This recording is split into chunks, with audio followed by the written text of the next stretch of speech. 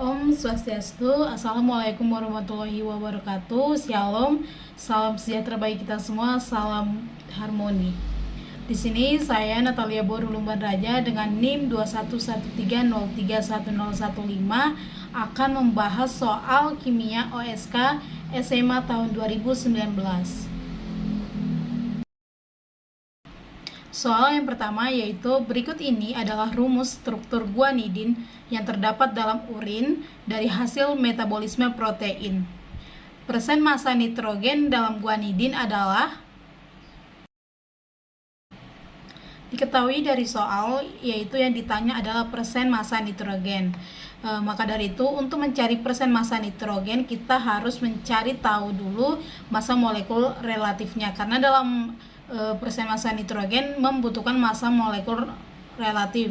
Jadi rumus yang dipakai adalah persen massa nitrogen sama dengan total air nitrogen dibagi massa molekul relatif guanidin dikali 100%. Maka dari perhitungan kimianya didapatkan hasil 71,19%. Jawaban yang paling tepat adalah D. Soal yang kedua yaitu sebanyak 1,50 gram sampel suatu biji yang mengandung perak dilarutkan. Semua Ag yang larut diubah menjadi 0,124 gram Ag2S. Persen massa Ag dalam biji tersebut adalah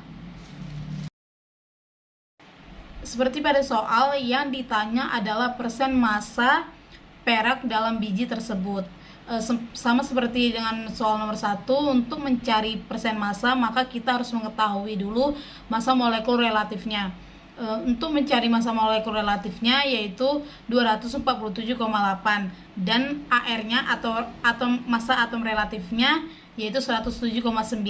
Setelah mengetahui massa molekul relatif dan massa atom relatif, kita konversi Ag2S ini atau perak sulfida menjadi satuan mol. Untuk perhitungannya atau rumus kimia mol perak sulfida yaitu sama dengan massa perak sulfida dibagi massa molar perak sulfida. Maka perhitungan kimianya seperti pada yang ditampilkan dan hasilnya adalah 0,00050 mol perak sulfida. Setelah mendapatkan massa perak sulfida, ternyata dalam 1 mol perak sulfida itu terdapat 2 mol Ag atau perak. Untuk mencarinya itu yaitu kita mencari massa dari Ag tersebut. Massa dari Ag sama dengan 2 kali massa perak sulfida. Hasilnya adalah 0,0010 mol. Lalu setelah mendapatkan keduanya, kita konversi satuan mol perak ke satuan massa gram. Adapun massa Ag yaitu rumusnya massa Ag sama dengan mol Ag dikali massa molar Ag. Dengan perhitungan kimia 0,0010 mol dikali 107,9 gram per mol dan hasilnya adalah 0,1079 gram. Lalu kita ubah ke persen Ag dalam biji sama dengan 0,1079 gram per 1,50 gram dikali 100. Hasilnya 7,20%. Jawaban yang paling tepat adalah C. Soal yang ketiga, muscovite adalah salah satu dari mineral mika dengan rumus senyawa tersebut. Hasil analisis sejumlah sampel muscovite menunjukkan kandungan Si atau silikon sebanyak 0,42 gram. Massa sampel muscovite yang dianalisis adalah. Nah, untuk menjawab soal nomor 3 tersebut, kita harus mengetahui apa aja sih yang diketahui dari soal nomor 3. Nah, di soal nomor 3 ini kita mengetahui adanya kandungan Si sebanyak 0,42 gram. Maka dari itu untuk mencari massa sampel muscovite kita dapat membandingkan dengan Si-nya, yaitu untuk membandingkannya kita harus mengetahui dulu massa molekul relatifnya. Massa molekul relatif muscovite itu sama dengan ARK ditambah 3 ARAL ditambah 3 ARSI ditambah 12 ARO ditambah 2 ARH. Hasilnya 39,10 ditambah 80,94 ditambah 84,27 ditambah 192 ditambah 2. Hasilnya adalah 398,21. Nah, seperti yang saya katakan sebelumnya, untuk mencari massa Muscovite kita membandingkan dengan sampel yang sudah diketahui. Nah, di soal kan sudah diketahui Si-nya atau silikonnya sebanyak 0,42 gram. Maka kita bandingkan dengan Muscovite-nya. Maka 0,42 gram yaitu massa dari Si dibagi massa Muscovite sama dengan AR dari Si dibagi MR Muscovite. Maka hasilnya yaitu massa Muscovite sama dengan 0,42 gram dikali 398,21 dibagi 84,27, dan hasil akhirnya yaitu 1,985 gram. Jawaban yang paling tepat yaitu C. Soal yang selanjutnya yaitu sebanyak 1,5 ml sampel larutan asam sulfat dari suatu baterai mobil dititrasi dengan 23,7 ml larutan NaOH dengan 1,47 molar menggunakan indikator phenolphthalein untuk menentukan titik akhir titrasi. Nah, konsentrasi sampel larutan dalam asam sulfat tersebut adalah dalam bentuk satuan molaritas. Nah, untuk menjawab soal tersebut, kita dapat mengetahui dari soal bahwa terdapat jumlah NaOH yang digunakan dalam penetralan H2SO4 yaitu 23,7 ml. Kita kalikan dengan 1,47 molar, hasilnya 34,839. Lalu di soal juga dikatakan menentukan titik akhir titrasi. Dalam titrasi terdapat reaksi H2SO4 ditambah 2 NaOH menjadi Na2SO4 ditambah 2 H2O. Nah, di sini koefisiennya sudah setara. Setelah itu, langkah selanjutnya kita mencari jumlah H2SO4 yang dititrasi dengan rumus 1/2 dikali jumlah NaOH-nya. Nah, 1/2 dikali jumlah NaOH-nya yaitu 34,839. Hasil akhirnya yaitu 17,4195. Nah, untuk mencari konsentrasi sampel larutan asam sulfat dalam bentuk molar menggunakan rumus massa atau jumlah H2SO4 dibagi volume H2SO4 sama dengan 17,4195 dibagi 1,5 ml. Hasilnya 11,613 molar. Maka jawaban yang paling tepat adalah D. Soal yang kelima, di laboratorium gas klor dapat dibuat dari reaksi antara HCl dengan MnO2. Persamaan reaksi setara adalah MnO2 ditambah 4 HCl menjadi Cl2 ditambah MnCl2 tambah 2 H2O. Bila reaksi berlangsung sempurna, massa larutan HCl pekat 36% berat yang diperlukan untuk menghasilkan Cl2 sebanyak 2,50 gram adalah. Untuk menjawab soal tersebut, kita lakukan dengan 3 langkah. Namun perlu ditekankan, kita fokus saja ke Cl2 dan HCl-nya. Nah, langkah yang pertama kita konversi 2,50 gram Cl2 ke satuan mol Cl2 dengan cara massa Cl2 dibagi massa molar Cl2 sama dengan 2,50 gram dibagi 71 G per mol. Hasilnya yaitu 0,0352 mol. Lalu langkah kedua kita buat persamaan reaksi setara. Nah, dengan rumus NaCl sama dengan 4 dikali mol Cl2 sama dengan 4 dikali 0,0352 dan hasil akhirnya 0,1408 mol.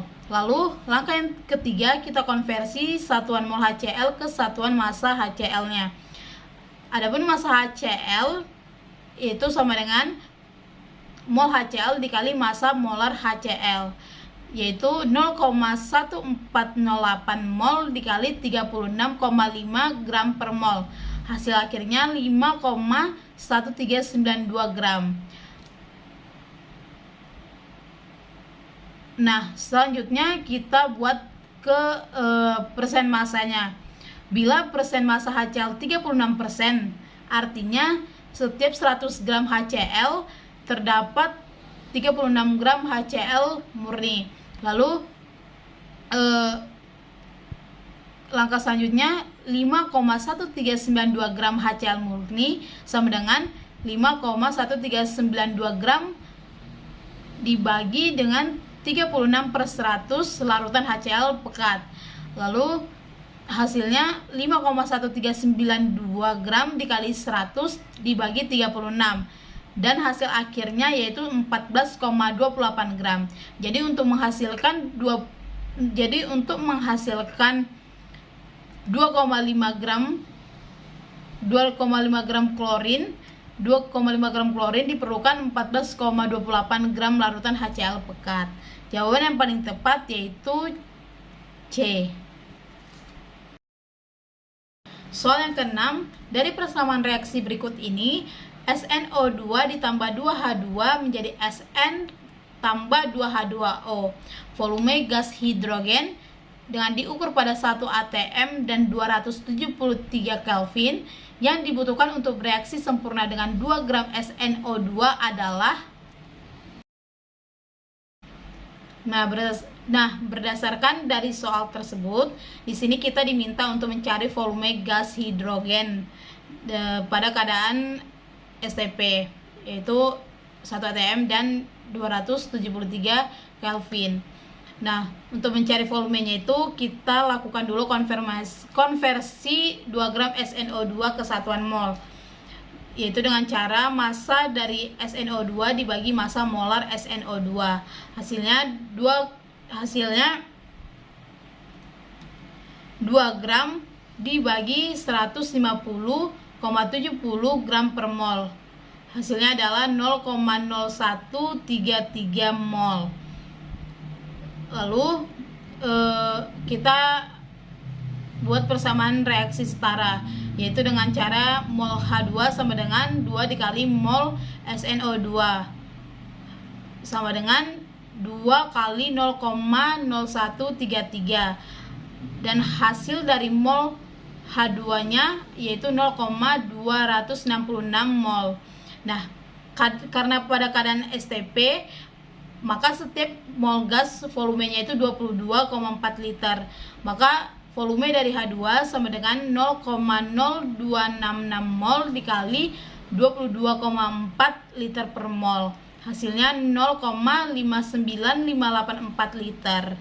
Atau kita sederhanain menjadi 595,84 ml. Hasil yang paling tepat atau jawaban yang paling tepat adalah E. Soal selanjutnya yaitu suatu sampel gas sebanyak 0,238 gram dalam 100 ml wadah pada temperatur 14 derajat Celcius memberi tekanan sebesar 600. Gas tersebut adalah. Nah, untuk menjawab soal nomor 7, kita dapat menggunakan persamaan ideal dengan rumus PV NRT. Nah, kita analisis terlebih dahulu. P-nya yaitu 600, maka 600 dibagi 760, hasilnya yaitu 0,79 atm. Lalu V-nya seperti pada soal yaitu 100 ml, kita ubah ke liter yaitu 0,1 liter. Lalu R-nya 0,08205 liter kali atm per mol Kelvin. Lalu temperaturnya seperti pada soal yaitu 14 derajat Celcius, kita ubah ke Kelvin ditambah 273, hasilnya 287 Kelvin. Lalu yang ditanya gasnya adalah, nah untuk itu kita mencari mol gasnya untuk mengetahui gas apa yang yang ditanyakan pada soal nomor 7. Maka mol gas sama dengan PV dibagi RT. Dengan perhitungan kimia sesuai dengan yang ditampilkan dan hasil akhirnya 0,003355 mol. Maka selanjutnya kita menghitung massa molar gasnya.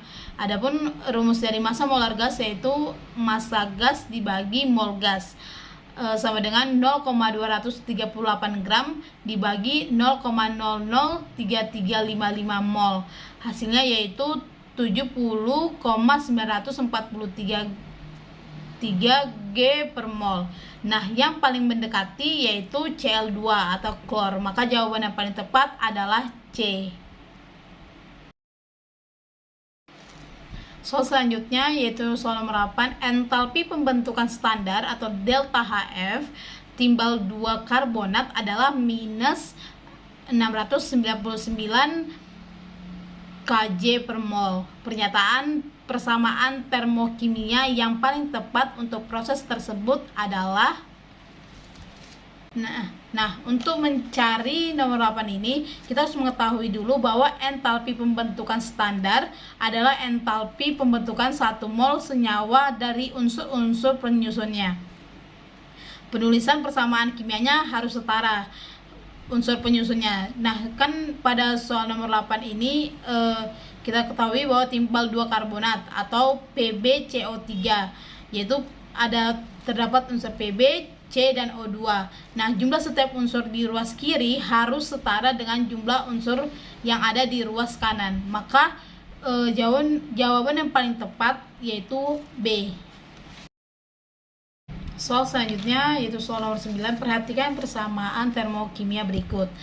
2H2 ditambah 2Cl2 menjadi 4HCl dan delta H-nya yaitu negatif 92,4 kJ.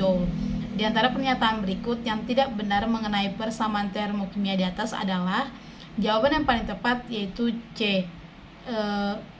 Karena bila wujud berbeda maka sudah pasti delta H-nya berbeda. Dari C ini nilai delta H yaitu negatif 92. Tetapi HCl yang dihasilkan berwujud cair, maka ini dinyatakan salah. Nah, bagaimana dengan yang A, B, dan D, E? Yang A itu benar karena bila persamaan tersebut dibalik maka delta H-nya menjadi plus, benar. Lalu yang B, 4 ikatan HCl lebih kuat dibandingkan 4 ikatan dalam H2 dan Cl2. Nah, yang B ini benar karena dalam delta H bernilai negatif dapat diartikan 4 ikatan HCl lebih kuat dibandingkan 4 ikatan dalam H2 dan Cl2. Lalu yang D, sebanyak 23,1 kJ kalor akan dilepaskan bila dihasilkan 1 mol gas HCl. Yang D ini benar karena delta H pembentukan 1 mol gas HCl yaitu 23,1 kJ per mol dengan rumus 1/4 dikali negatif 92,4 kJ. Lalu yang E, nilai delta H pembentukan gas HCl adalah 23,1 kJ per mol. Nah, ini juga benar karena dengan rumus 1/4 dikali min 92,4 kJ. Hasilnya yaitu 23,1 kJ per mol. Maka jawaban yang paling tepat yaitu C karena yang diminta adalah pernyataan yang tidak benar atau yang salah. Soal selanjutnya yaitu soal nomor 10. Senyawa diklorodifluorometana atau CCl2F2 banyak dipakai sebagai aerosol propelan atau pendingin pada pengatur temperatur ruangan AC dan bersifat inert atau suka bereaksi. Di antara pernyataan berikut yang benar mengenai senyawa inert adalah jawaban yang paling tepat yaitu A. Energi ikatan karbon dengan fluor besar. Artinya kata inert dapat diartikan sukar bereaksi atau sukar bereaksi ini artinya energi ikatan antar atom dan molekul tersebut sangat besar sehingga sulit diputuskan sebagai syarat terjadinya reaksi. Ada pemutusan ikatan dan pembentukan ikatan baru. Maka jawaban yang paling tepat adalah A. Nah, soal selanjutnya, soal nomor 11, reaksi antara gas NO dan gas O2 menghasilkan gas NO2 adalah reaksi kedua terhadap gas NO dan orde pertama terhadap gas O2. Jika konsentrasi kedua reaktan dinaikkan 2 kali, maka peningkatan laju reaksi adalah. Nah, untuk soal nomor 11 ini kita sudah mengetahui terdapat reaksi, yaitu dikatakan gas NO2 adalah reaksi orde kedua terhadap gas NO dan orde pertama terhadap gas O2. Maka reaksinya yaitu 2NO tambah O2 menjadi 2NO2. Nah, yang ditanya adalah laju reaksi. Rumus dari laju reaksi itu sama dengan R sama dengan konsentrasi dari NO pangkat 2 konsentrasi dari O2. Nah, kita buat permisalan bahwa NO sama dengan O2 sama dengan X. Maka R-nya itu X pangkat 2 dikali X sama dengan X pangkat 3. Nah, di laju reaksi yang tadi, jika NO sama dengan O2 sama dengan 2X, maka rumus laju reaksinya itu R sama dengan 2X pangkat 2 dikali 2X sama dengan 4X pangkat 2 dikali 2X sama dengan 8X pangkat 3. Jadi jika konsentrasi kedua reaktan dinaikkan 2 kali, maka peningkatan laju reaksi adalah 8 kali. Soal selanjutnya yaitu soal nomor 12, untuk reaksi pembentukan ozon 3O2 menjadi 2O3. Laju pembentukan O3 sama dengan 2 kali 10 pangkat min 7. Laju hilangnya gas O2 dalam mol adalah. Nah, untuk soal nomor 12 ini kita sudah mengetahui reaksi yang terjadi, yaitu 3O2 menjadi 2O3. Nah, untuk menjawab soal ini kita dapat melakukan perbandingan koefisiennya saja. Nah, rumusnya yaitu V/S O2 sama dengan koefisien O2 dibagi koefisien O3 dikali laju reaksi yang diketahui. Nah, karena yang ditanya adalah gas O2, maka yang kita cari yaitu V/S O2-nya. Namun kita melakukan perbandingan karena sudah terdapat laju pembentukan dari O3, maka kita lakukan perbandingan koefisiennya. Nah, maka hasilnya yaitu 3/2 dikali 2 pangkat 10 pangkat min 7. Hasil akhirnya yaitu 3 kali 10 pangkat min 7. Nah, jawaban yang paling tepat adalah D. Soal selanjutnya, larutan 0,2 molar natrium klorobenzoat dan struktur nama senyawa seperti pada soal memiliki pH 8,65. pH larutan 0,2 molar asam klorobenzoat adalah. Oke, untuk menjawab soal nomor 13 ini kita harus mengetahui dulu apa yang diketahui, apa yang ditanya. Nah, yang diketahui dalam soal yaitu ada natrium klorobenzoat dengan molarnya 0,2 molar dan memiliki pH 8,65. Nah, yang ditanya yaitu berapa pH dalam larutan asam klorobenzoat jika memiliki molar 0,2 molar. Nah, langkah awalnya itu kita harus mencari dulu Ka-nya agar kita dapat mencari pH dari asam klorobenzoat. Nah, untuk mencari Ka, kita dapat mencarinya di natrium klorobenzoat karena sudah memiliki molar dan pH-nya. Nah, yang pertama kali yang kita lakukan yaitu untuk mencari Ka, yaitu mencari pOH-nya, di mana pOH-nya itu sama dengan 14 dikurang pH dari natrium klorobenzoat. Maka 14 dikurang 8,65 sama dengan 5,35. Lalu kita cari konsentrasi OH-nya dengan rumus akar dari KW per Ka dikali M-nya. Nah, pOH-nya yaitu 5,35, maka OH-nya sama dengan 10 pangkat min 5,35 sama dengan akar dari 10 pangkat min 14 dibagi Ka dikali konsentrasi molarnya 0,2 molar. Maka hasil Ka-nya yaitu 1 kali 10 pangkat min 4. Nah, di sini kita harus tahu alasan mengapa kita harus cari Ka. Ternyata Ka ini digunakan untuk asam lemah, untuk mendapatkan atau untuk mencari pH-nya. Maka sebelum kita mencari pH-nya, kita harus mencari dulu konsentrasi H plusnya, konsentrasi H plus dari asam klorobenzoat, di mana asam klorobenzoat ini asam lemah. Nah, konsentrasi H plusnya sama dengan akar dari Ka dikali Ma, sama dengan akar dari 1 kali 10 pangkat min 4 dikali 0,2 molar, sama dengan akar 2 kali 10 pangkat min 5. Nah, hasilnya yaitu 4,47 dikali 10 pangkat min 3. Setelah mendapatkan konsentrasi H plusnya, kita mencari pH-nya dengan rumus pH sama dengan 3 dikurang log 4,47. Maka pH-nya yaitu 2,35. Nah, jawaban yang paling benar yaitu C. Soal selanjutnya, suatu larutan penyangga buffer yang dibuat dengan cara mencampurkan NH3 dan NH4Cl mempunyai pH 10. Di antara prosedur berikut yang dapat digunakan untuk menurunkan pH larutan buffer tersebut adalah yang pertama, menambah larutan dengan HCl, yang kedua menambah larutan dengan NH3, yang ketiga menambah larutan dengan NH4Cl.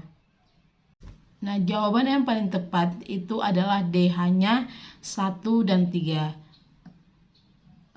Karena kita ketahui bahwa yang ditanya itu NH3 dan NH4Cl. Bagaimana menurunkan pH larutan tersebut, dimana NH3 itu adalah basa lemah dan asam konjugatnya itu NH4. Nah, jika yang pertama kita menambahkan larutan dengan HCl, maka dengan penambahan HCl akan mengurangi NH3, namun menambah NH4+. Maka akibat dari penambahan HCl ini yaitu pH-nya akan turun. Lalu yang kedua, jika kita menambahkan larutan dengan NH3, maka mengakibatkan akan menambahkan NH3 dan mengurangi NH4+. Maka akibat dari penambahan NH3 ini pH akan naik. Dan yang ketiga, menambah larutan dengan NH4Cl. Jika kita menambahkan NH4Cl, berarti itu akan menambahkan NH4+, maka pH akan turun. Maka jawaban yang paling tepat yaitu 1 dan 3. D. Soal yang ke-15, di dalam pelarut air, HCN adalah asam lemah dengan Ka 6,2 kali 10 pangkat min 10. Sedangkan NH3 adalah basa lemah dengan Kb 1,8 dikali 10 pangkat min 5. Sifat larutan 1 molar NH4Cn adalah.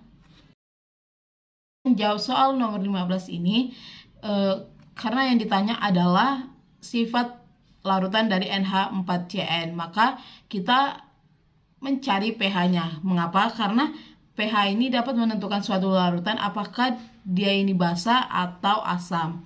Nah, rumus dari pH-nya yaitu 1/2 dikali 14 tambah Ka kurang Kb. Nah, sama dengan 1/2 kali 14 dikurang log Ka-nya tadi 6,2 kali 10 pangkat min 10. Maka log 6,2 kali 10 pangkat min 10 dikurang min log 1,8 dikali 10 pangkat min 5. pH sama dengan 1/2 dikali 14 tambah 9,21 dikurang 4,74. Maka pH-nya yaitu 9,23. Nah, dengan mengetahui pH-nya kita dapat menentukan sifat suatu larutan. Maka dengan pH 9,23 yaitu adalah basa lemah. Jawaban yang paling tepat adalah E. Soal selanjutnya, soal nomor 16, konsentrasi L- minimum yang diperlukan untuk mengendapkan ion Ag+ dalam suatu larutan yang mengandung campuran ion Ag+ dengan 0,1 molar dan Pb2+ dengan 0,1 molar adalah diketahui KSP AGL-nya 8,3 kali 10 pangkat min 17 dan KSP PBL2 7,9 kali 10 pangkat min 9. Nah, untuk menjawab soal nomor 16, karena sudah diketahui KSP AGL-nya, maka kita dapat mencari konsentrasi L minimum, yaitu dengan menggunakan rumus KSP dari AGL tersebut. Nah, KSP AGL itu sama dengan konsentrasi Ag plus dan konsentrasi L min, dimana KSP AGL-nya sudah diketahui yaitu 8,3 kali 10 pangkat min 17, maka 8,3 kali 10 pangkat min 17 sama dengan konsentrasi Ag plusnya itu 0,1, dan yang ditanya adalah konsentrasi L min minimumnya. Maka konsentrasi L min minimum dapat dicari dengan L min sama dengan 8,3 dikali 10 pangkat min 16. Maka didapatkan bahwa QSP AGL lebih besar dari KSP AGL. Nah, ini dalam kondisi mengendap. Jadi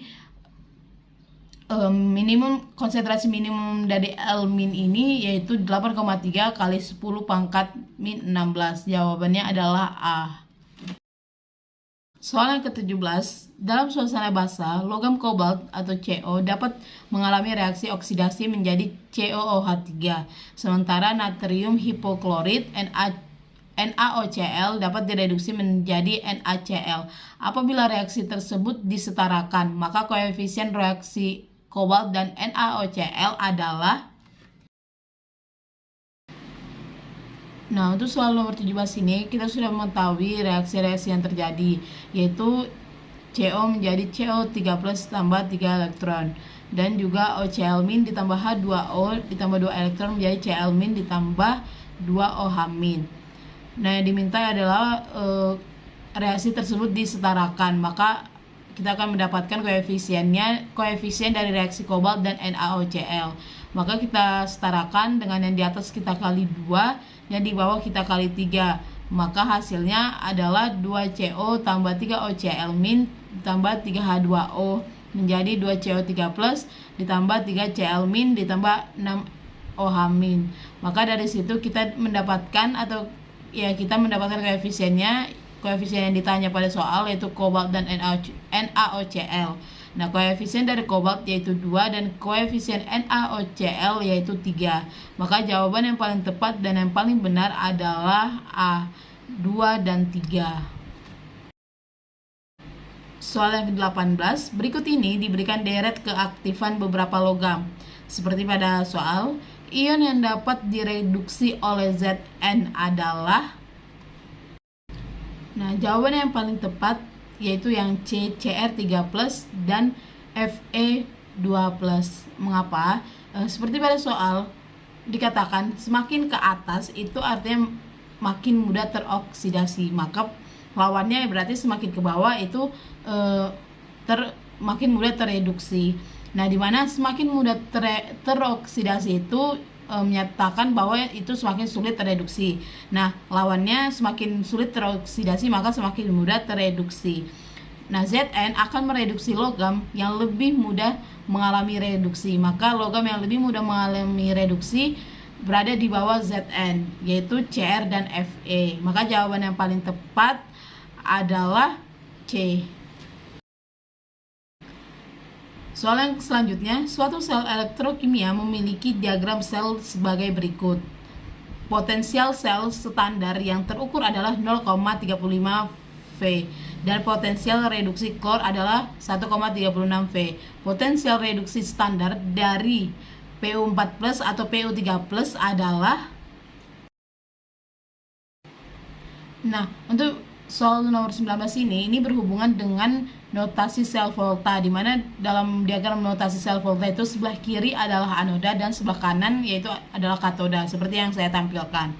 Nah, untuk mencari potensial sel ini berarti katoda kita kurangi dengan anoda, maka N0 selnya itu sama dengan energi pada katoda dikurang energi pada anoda, dimana katodanya itu yaitu Cl dan anodanya yaitu Pu. Maka N0 selnya itu sama dengan 0,35 yang sudah diketahui pada soal, sama dengan 1,36 dikurang EPU, dan EPU adalah 1,36 dikurang 0,35, maka jawabannya yaitu 1,01. Jawaban yang paling tepat adalah B. Selanjutnya soal yang ke-20. Elektrolisis umum digunakan untuk mendapatkan logam murni dari ion-ionnya. Suatu percobaan dilakukan dengan memberikan arus 3 ampere selama 2 jam terhadap larutan ion logam X yang bermuatan plus 2. Di akhir percobaan diperoleh logam X sebanyak 7,11 gram. Logam X tersebut adalah... Nah, dari soal diketahui I-nya adalah 3 ampere, waktunya adalah 2 jam, dan masanya adalah 7,11 gram. Nah, di soal juga diketahui terjadi adanya redoks, yaitu X pangkat 2 plus ditambah 2 elektron menjadi X. Nah, untuk menjawab soal ini kita dapat menggunakan hukum Faraday, di mana hukum Faraday adalah W sama dengan AR dikali I dikali T dibagi perubahan bilangan oksidasi dikali 96.500, di mana W itu adalah weight itu sama dengan massa. Nah, massanya kan 7,11 sudah diketahui. 7,11 sama dengan AR dikali 3, I-nya adalah 3 dikali 2, waktunya kita ubah ke detik. 2 dikali 60 dikali 60 dibagi 2 kali 96.500. Hasilnya adalah 63,259, di mana ini mendekati dengan unsur C. Soal selanjutnya itu soal yang ke-21. Kelarutan molar magnesium hidroksida dengan KSP 8 dikali 10 pangkat min 12 dalam suatu larutan penyangga dengan pH 11 adalah... Untuk soal yang ke-21 ini yang ditanya adalah kelarutan molar dari magnesium hidroksida. Jadi kita fokusnya pada magnesium hidroksida. Nah, di magnesium hidroksida ini terdapat reaksi ionisasi, yaitu MgOH2 menjadi Mg2+ tambah 2OH-. Nah, di mana pH-nya sudah diketahui yaitu 11. pH-nya 11, maka pOH-nya yaitu 14 dikurang 11 sama dengan 3, dan konsentrasi OH-nya adalah 10 pangkat min 3 molar. Lalu untuk mencari kelarutannya, maka kita menggunakan KSP dari magnesium hidroksida tersebut.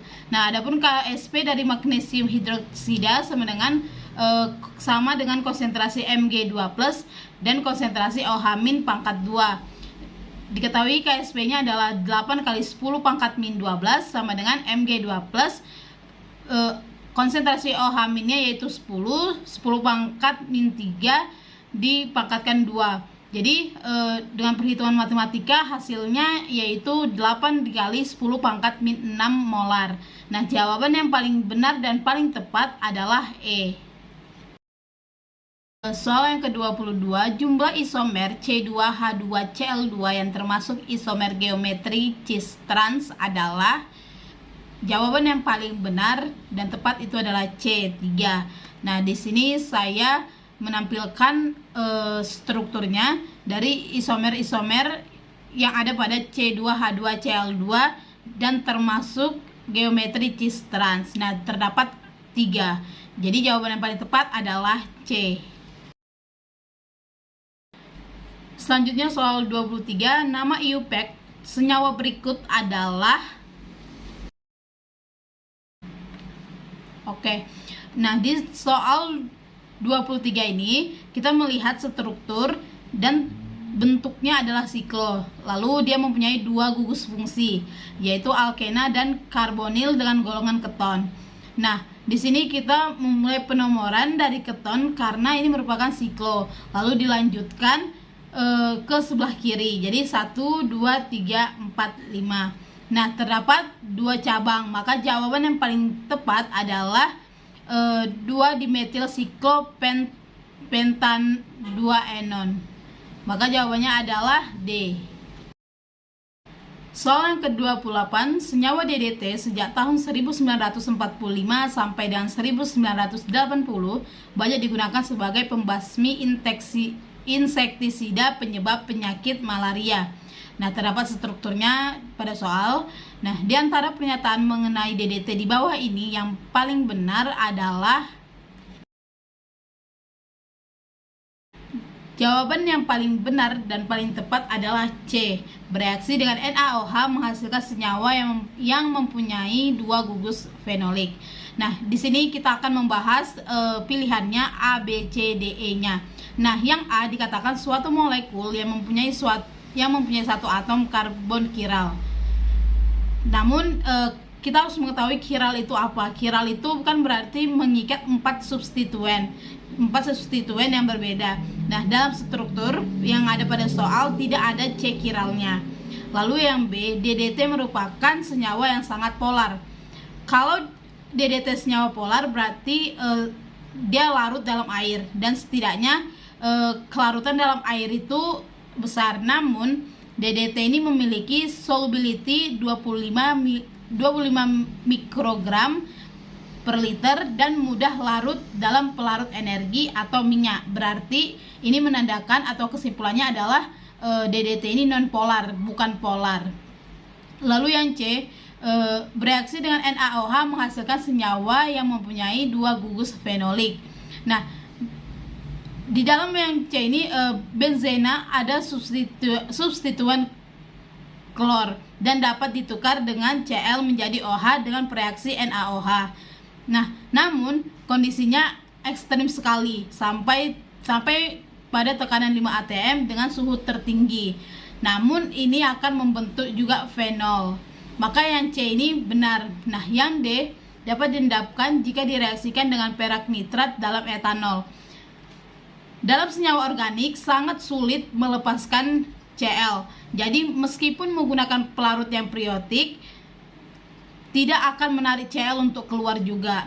Lalu yang E, jika direaksikan dengan PCl5 akan mengeluarkan uap HCl. Nah, ini salah karena untuk menghasilkan HCl itu akan direaksikan dengan alkohol, bukan dengan PCl5.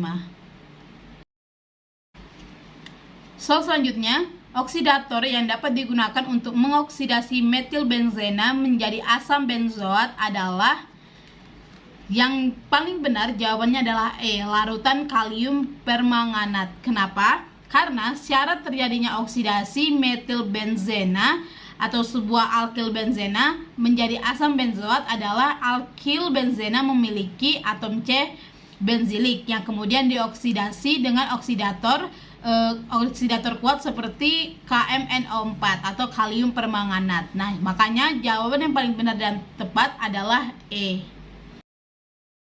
Soal selanjutnya itu soal ke-26. Di antara senyawa berikut yang merupakan produk dari reaksi brom atau CCl4 dengan alkena atau C4H8 adalah, jawaban yang paling tepat di antara pilihan A, B, C, D, E-nya adalah A.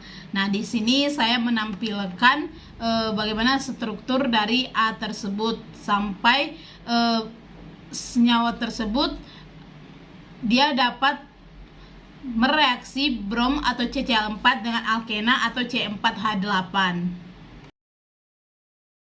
Soal selanjutnya, soal 27. Produk minor yang penting dari reaksi antara natrium cyanida dengan 2 iodopentana dalam aseton anhidrat adalah, nah, jawaban yang paling tepat adalah B, 2 pentena. Karena secara umum reaksi yang terjadi yaitu RX ditambah NaCN menjadi RCN atau produk mayor ditambah alkena sebagai produk minornya. Nah, X-nya itu adalah halogen seperti Cl, Br, I ataupun R yang pokoknya masuk ke dalam alkil. Nah, di sini saya menampilkan reaksi dari pentena antara natrium cyanida dengan 2 iodopentana dalam aseton anhidrat. Soal yang ke-28, di antara pernyataan berikut yang benar tentang ikatan karbon dengan karbon dalam benzena adalah jawaban yang paling tepat yaitu B, mempunyai energi ikatan yang lebih kecil daripada ikatan karbon-karbon. Nah, mengapa? Karena soal ini fokusnya adalah tentang ikatan karbon-karbon dalam benzena. Jawaban yang paling tepat adalah ikatan C dengan C memang lebih kecil dari energi ikatan C dengan C dalam benzena itu sendiri. Soal selanjutnya, suatu senyawa Y dapat menghilangkan warna brom jika ditambahkan dengan Br2 atau CCl4. Senyawa Y tersebut adalah... Jawaban yang paling benar adalah E, pentena, karena alkena bereaksi dengan larutan bromin atau Br2 dengan pelarut organik seperti tetraklorometana atau CCl4. Ikatan rangkap itu akan putus dan atom brom akan terikat pada masing-masing karbon yang berikatan dengan rangkap tersebut. Nah, brom kehilangan warna merah coklat berubah menjadi cairan yang tidak berwarna. Nah, di sini saya menampilkan reaksinya pada satu pentena. Maka jawaban yang paling tepat yaitu E, pentena. Soal yang terakhir atau yang ke-30, senyawa trikloroetena banyak dipakai sebagai bahan pembersih. Di antara reaksi berikut yang dapat bereaksi dengan trikloroetena menghasilkan produk kiral adalah... Jawaban yang paling benar dan paling tepat yaitu B, Br2. Mengapa? Karena dalam soal dikatakan bahwa yang bereaksi dengan trikloroetena dan menghasilkan produk kiral, di mana kiral ini yaitu atom C kiral, yaitu atom C yang mengikat 4 gugus atau atom yang berbeda-beda. Nah, seperti yang saya tampilkan bahwa di sini Br mengikat 4 gugus atau atom yang berbeda-beda. Sekarang kita akan mengerjakan soal esai dari OSN tahun 2019. Sebelumnya kita sudah menghitung atau sudah mencari jawaban atau membahas soal dari pilihan ganda 1 sampai 30. Sekarang kita menghitung dan membahas esai nomor 1 sampai 5. Soal yang pertama, mineral dolomit mengandung campuran magnesium karbonat dan kalsium karbonat. Mineral ini memiliki banyak manfaat, diantaranya sebagai batu hias, sebagai sumber pembuatan magnesium oksida dan logam magnesium, serta di dalam aplikasi hortikultura bermanfaat untuk membantu menjaga pH media. Analisis kandungan dolomit dapat dilakukan menggunakan titrasi asam basa. Sebanyak 0,1 gram sampel dolomit dilarutkan di dalam 50 ml larutan HCl dengan 0,1 molar. Selanjutnya, kelebihan asam dalam larutan titrasi dengan 32,55 ml larutan NaOH dengan 0,0872 molar. Yang diminta, yang A, tuliskan persamaan reaksi yang setara antara sampel dolomit dengan HCl lengkap dengan fasenya. Yang B, tuliskan persamaan reaksi yang setara dalam titrasi HCl oleh NaOH. Yang C, hitung mol HCl yang bereaksi dengan sampel dolomit. Yang D, hitung massa magnesium karbonat dalam fase gas dalam sampel dolomit. Yang E, hitung persen mol magnesium karbonat dalam sampel dolomit. Dan yang terakhir atau yang F, hitung persen massa kalsium karbonat dalam sampel dolomit. Dari soal, kita mengetahui bahwa HCl-nya itu berlebih karena asumsinya supaya semua komponen senyawa dalam dolomit itu terlarut. Maka untuk mencari yang A, yang ditanya adalah persamaan reaksi setara antara sampel dolomit dengan HCl lengkap dengan fasenya. Magnesium karbonat itu rumus senyawanya adalah MgCO3 dan kalsium karbonat itu adalah rumus senyawanya adalah CaCO3. Nah, jadi komponen dalam dolomit ini terdapat 2 senyawa ini. Maka reaksinya adalah MgCO3 dengan fase solid tambah 2HCl dengan fase aquas menjadi MgCl2 dengan fase aqua tambah CO2 dengan fase gas tambah H2O dengan fase liquid. Lalu yang CaCO3-nya, CaCO3 dengan fase solid ditambah 2HCl dengan fase aqua menjadi CaCl2 dengan fase aqua tambah CO2 dengan fase gas dan tambah H2O dengan fase liquid. Lalu yang B, tuliskan persamaan reaksi yang setara dalam titrasi HCl dan NaOH. Nah, di sini kita sudah menampilkan persamaan reaksi yang setara dalam titrasi HCl dan NaOH, yaitu NaOH dengan fase aqua ditambah HCl dengan fase aqua menjadi NaCl dengan fase aqua tambah H2O dengan fase liquid. Selanjutnya yang C, hitung mol HCl yang bereaksi dengan sampel dolomit. Nah, untuk mengetahui berapa mol HCl yang bereaksi dengan si dolomit, kita harus cari dulu mula-mulanya, sisa dan sisanya. Sisanya ini pasti berasal dari titrasi dari NaOH. Nah, kalau kita lihat bahwa koefisien NaOH dan HCl itu sama, maka ini berarti molnya juga sama. Nah, yang pertama kita cari dulu mol sisa dari HCl dan NaOH-nya. Adapun yang sudah saya tampilkan, yang pertama kita hitung mol HCl yang bereaksi dengan sampel dolomit. Mol NaOH sama dengan M kali V sama dengan 0,0872 dikali 0,03255 sama dengan 2,838 kali 10 pangkat min 3 mol. Maka di sini kita mau tahu bahwa mol HCl sisa yaitu 2,838 dikali 10 pangkat min 3 mol. Setelah itu kita mencari mol HCl mula-mulanya dengan rumus M kali V sama dengan 0,1 dikali 50 kali 10 pangkat min 3. Hasilnya 5 kali 10 pangkat min 3 mol. Lalu ketika kita sudah mencari atau sudah mendapatkan mol HCl sisa dan mol HCl mula-mula, maka kita dapat menghitung mol HCl reaksi. Karena untuk mencari mol HCl reaksi yaitu dengan cara mol HCl mula-mula dikurang mol HCl sisa sama dengan 5 kali 10 pangkat min 3 dikurang 2,838 kali 10 pangkat min 3. Hasilnya yaitu 2,162 dikali 10 pangkat min 3 mol. Nah, sekarang kita akan menjawab yang D, dimana yang D ini permintaannya yaitu hitung massa magnesium karbonat dalam bentuk gas dalam sampel dolomit. Nah, yang ditanya adalah massa magnesium karbonatnya. Dari soal kita ketahui bahwa campuran dari MgCO3 dan CaCO3 adalah 0,1 gram. Jadi kita tidak mengetahui massa dari masing-masing senyawa tersebut. Maka kita lakukan dengan permisalan.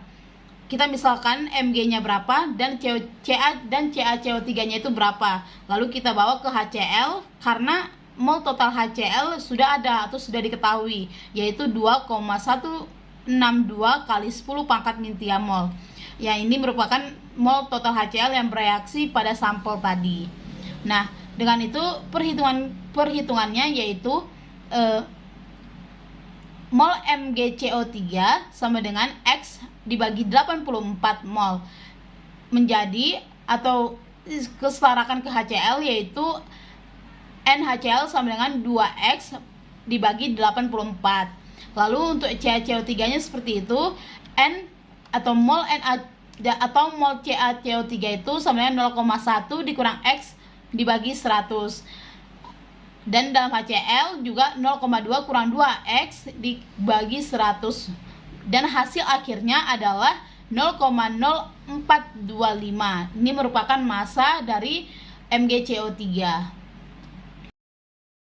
Selanjutnya kita akan mencari yang E dan yang F. Nah, yang E yang diminta adalah hitung persen mol magnesium karbonat dalam sampel dolomit. Nah, di sini kita harus mencari masing-masing molnya terlebih dahulu. Mol dari MgCO3 dan mol dari CaCO3. Lalu kita cari persen dalam mol MgCO3. Nah, di sini saya sudah menampilkan perhitungannya dengan dengan mencari mol MgCO3 sama dengan X dibagi 84. Hasilnya adalah 5,059 dikali 10 pangkat min 4 mol. Lalu mencari mol CaCO3 sama dengan 0,1 kurang X dibagi 100. Hasilnya adalah 5,75 dikali 10 pangkat min 4 mol. Lalu kita mencari persen dari MgCO3-nya sama dengan 5,059 dikali 10 pangkat min 4 dibagi 1,08095 dikali 10 pangkat min 3 dikali 100%. Maka hasilnya 46,806%. Maka di sini kita sudah mengetahui persen mol dari MgCO3 yaitu 46,806%. Nah, sekarang kita mencari yang F dengan permintaan hitung persen massa kalsium karbonat dalam sampel dolomit. Kalau tadi di E itu diminta persen mol, dan di F ini kita diminta untuk mencari atau menghitung persen massa kalsium karbonat. Nah, karena yang ditanya adalah persen dalam massa, maka kita cari dulu massa kalsium karbonatnya. Massa kalsium karbonat dengan rumus 0,1 dikurang 0,0425, hasilnya 0,575 gram. Maka setelah kita mendapatkan masanya, kita dapat menghitung persennya. Persen CaCO3 adalah 0,0575 dibagi 0,1 dikali 100%. Hasilnya adalah 57,5%. Nah, di sini kita sudah mendapatkan persen massa dari kalsium karbonat yaitu 57,5%. Nah, soal yang kedua, bauksit adalah sumber alam untuk mendapatkan logam aluminium. Bauksit mengandung oksida aluminium 3 dan oksida besi 3. Untuk memisahkan kedua oksida tersebut, bauksit direaksikan dengan larutan NaOH panas. A. Oksida apa yang larut dalam larutan NaOH panas? Tuliskan persamaan reaksi setara pelarutan oksida tersebut. Endapan yang terbentuk dari reaksi di atas dipisahkan dengan disaring dan ke dalam filtrat larutan basa tersebut. Dialirkan gas karbon dioksida sehingga terbentuk endapan berupa koloid berwarna putih. Endapan ini bersifat amfoter, dapat larut dalam larutan asam kuat juga dalam larutan basa kuat tanpa menghasilkan produk gas. Yang B, tuliskan rumus endapan koloid yang terbentuk dan tuliskan persamaan reaksi setara pelarutan endapan tersebut dalam asam kuat dan dalam basa kuat. Endapan koloid tersebut disaring dan dibakar pada suhu tinggi untuk mendapatkan oksida aluminium 3. Yang C, tuliskan persamaan reaksi yang setara pembakaran endapan koloid tersebut. Oksida aluminium 3 dicampur dengan kriolit Na3AlF6 dan dilebur. Leburan ini dielektrolisis menggunakan elektroda grafit. Kriolit dapat dibuat dari natrium fluorida dan aluminium fluorida. Yang D, tuliskan persamaan reaksi setara elektrolisis leburan oksida aluminium 3 yang terjadi di katoda dan di anoda. Yang E, apa peran kriolit pada proses tersebut dan tuliskan persamaan reaksi pembuatan kriolit. Dan yang terakhir atau yang F, hitung berapa ton bauksit yang diperlukan agar dihasilkan 1 ton aluminium dengan anggapan efisiensi proses 100% dan persen massa oksida aluminium 3 dalam bauksit adalah 90%. Nah, untuk yang A, yang diminta adalah oksida apa yang larut dalam larutan NaOH panas. Tuliskan persamaan reaksi pelarutan oksida tersebut. Yang larut adalah oksida aluminium dengan persamaan reaksi Al2O3 ditambah 2NaOH tambah 3H2O menjadi 2NaAlOH4 dalam fase aqua. Lalu dari soal terdapat endapan yang terbentuk. Endapan ini adalah endapan FeOH karena dibilang terbentuk berarti dia mengalami proses. Kecuali jika dikatakan residu, maka tidak terjadi apa-apa atau tidak mengalami proses apapun.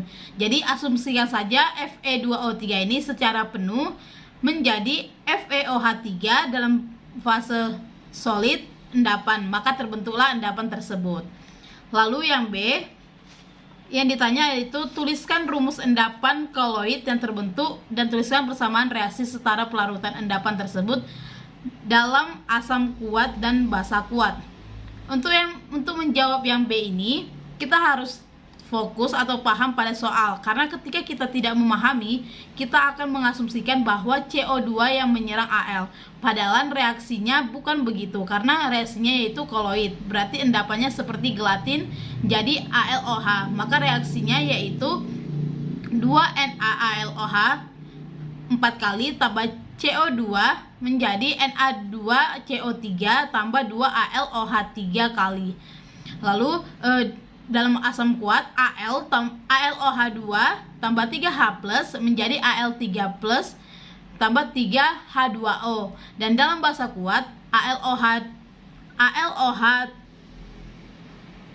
ditambah OH- menjadi AlOH 4-.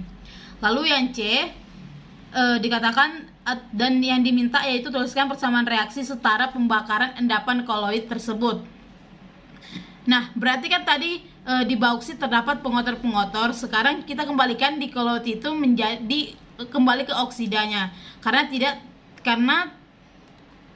terion menjadi Al3+ dalam larutan, tetapi dalam gelatin melalui proses pembakaran. Maka reaksi yang C yaitu AlOH 3 menjadi Al2O3 tambah 3H2O.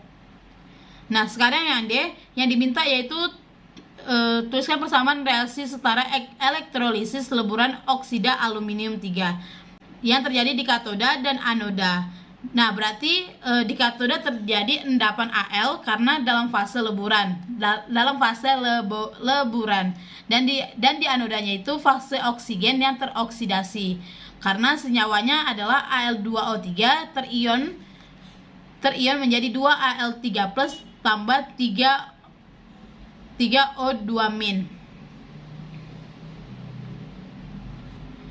Nah, kalau ditulis katoda negatif yaitu Al3+ tambah 3 elektron menjadi Al, dan di anoda yang positif yaitu 2O2- menjadi O2 ditambah 4 elektron. Lalu yang E, apa peran kriolit pada proses tersebut, dan tuliskan persamaan reaksi pembuatan kriolit. Nah, kalau kita lihat di soal katanya dicampur dengan kriolit dan dilebur, berarti asumsinya bahwa Al2O3 ini akan dilebur. Nah, yang kita tahu bahwa aluminium oksida memiliki titik lebur yang tinggi sekali, sehingga ini berarti menurunkan titik lebur oksida aluminium, yaitu dengan reaksi NaF tambah AlF3 menjadi Na3AlF menjadi Na3AF6. Lalu yang F, hitung berapa ton bauksit yang diperlukan agar dihasilkan 1 ton aluminium dengan anggapan efisiensi proses 100% dan persen massa oksida aluminium 3 dalam bauksit adalah 90%. Nah, untuk mencari massanya yaitu dengan rumus ArAl dikali jumlah Al dikali massa dari Al2O3 dibagi massa molekul relatif Al2O3. Maka hasilnya yaitu dengan perhitungan kimia adalah 2,097 ton. Soal selanjutnya, soal nomor 3, gas nitrogen dioksida NO2 bila dialirkan ke dalam air akan membentuk asam nitrat HNO3 dan asam nitrit HNO2. Maka pertanyaannya, yang A, tuliskan persamaan reaksi bila gas NO2 dialirkan ke dalam air. Yang B, hitung pH larutan yang diperoleh bila ke dalam 1 liter air dialirkan sebanyak 2,3 gas NO2 dan diketahui nilai Ka-nya HNO2 adalah 4 kali 10 pangkat min 4. Yang C, gambarkan struktur Lewis untuk NO2, NO2- dan NO3- beserta resonansinya dan tentukan muatan formal N dan O pada masing-masing struktur. Nah, sekarang kita bahas yang A, yang diminta adalah persamaan reaksi bila gas NO2 dialirkan ke dalam air. Adapun persamaan reaksinya yaitu 2NO2 dalam fase gas tambah H2O dalam fase liquid menjadi HNO3 dalam bentuk aquas tambah HNO2 dalam bentuk aquas. Lalu yang B, diminta hitung pH larutan yang diperoleh bila ke dalam 1 liter air dialirkan sebanyak 2,3 gram gas NO2. Diketahui nilai KaHNO2 adalah 4 kali 10 pangkat min 4.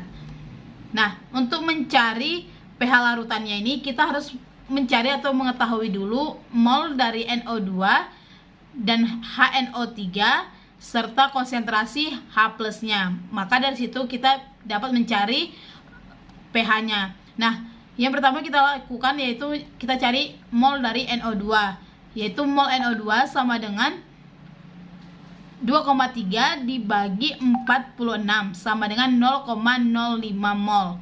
Lalu kita cari mol dari HNO3-nya sama dengan 1/2 dikali 0,05 atau dikali dengan mol NO2 tadi sama dengan 0,025 mol. Dan konsentrasi dari HNO3 ini yaitu 0,025 dibagi 1, hasilnya adalah 0,025 mol per liter. Lalu kita cari mol, lalu setelah itu HNO3 ini menjadi H plus tambah NO3 min. Lalu kita cari konsentrasi H plusnya dengan rumus M dikali A sama dengan 0,025 dikali 1 sama dengan 0,025 sama dengan 2,5 kali 10 pangkat min 2. Nah, dari sini kita dapat mencari pH-nya yaitu dengan cara 2 dikurang log dari konsentrasi H plus sebelumnya, yaitu 2 dikurang log 2,5 sama dengan 1,602.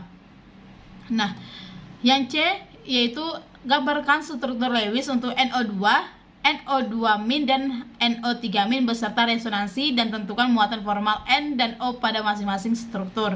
Nah, di sini saya sudah menampilkan bagaimana kita untuk mencari muatan formalnya, yaitu dengan rumus EV dikurang buka kurung 1/2 EI tambah EB. Di sini saya sudah menuliskan keterangannya di mana MF itu muatan formal, yaitu muatan formal sama dengan elektron valensi dikurang buka kurung 1/2 kali elektron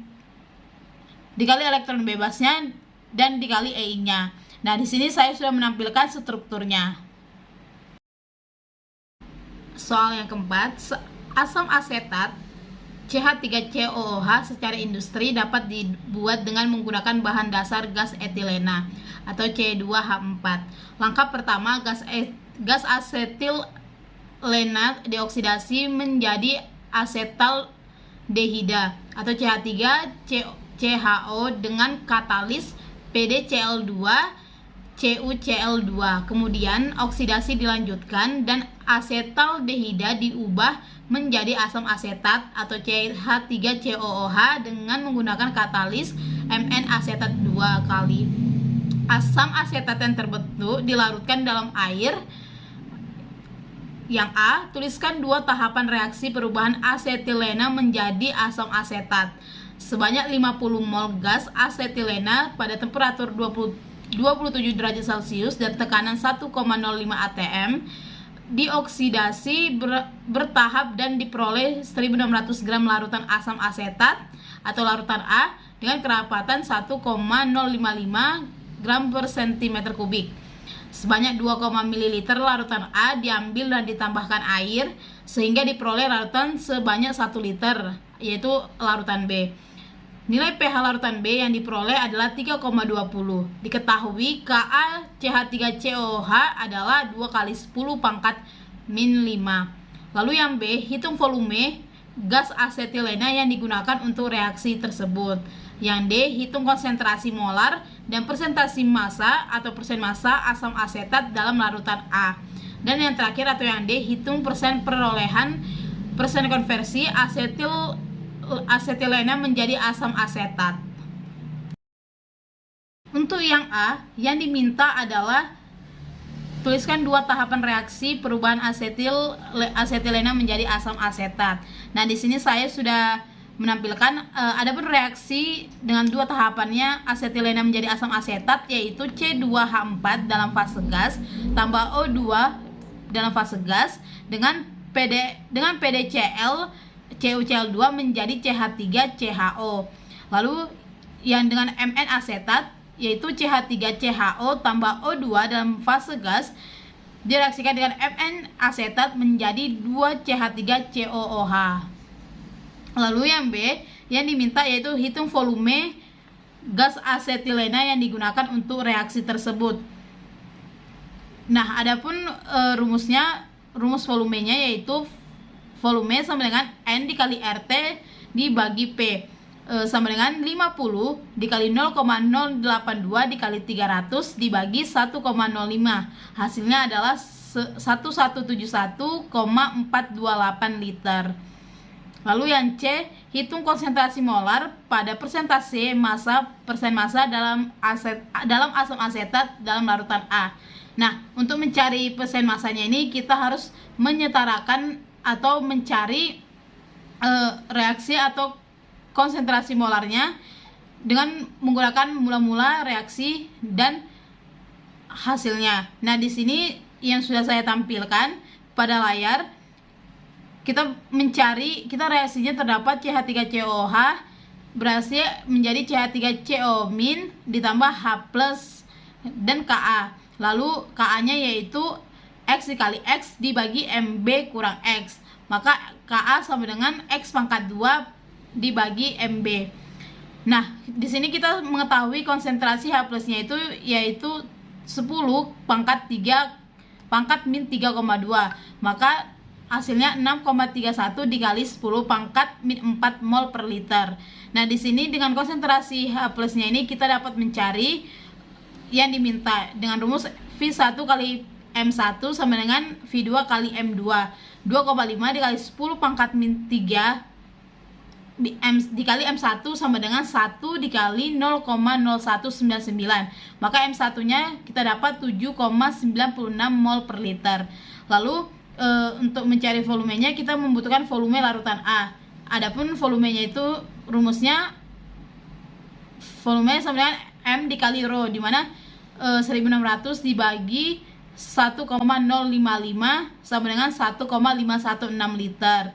Nah, massa dari CH3COOH4 ini sama dengan M dikali versus dikali massa molekul relatif, di mana M-nya itu yaitu 7,96 dikali 1,516 dikali 60 sama dengan 724,0416 gram.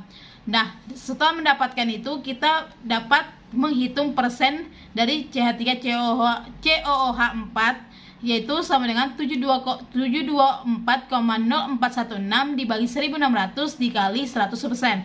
Maka hasilnya adalah 45,25%. Jadi persen massa dari asam asetat yaitu 45,25%. Lalu untuk yang D, hitung persen perolehan atau persen konversi asetilena menjadi asam asetat.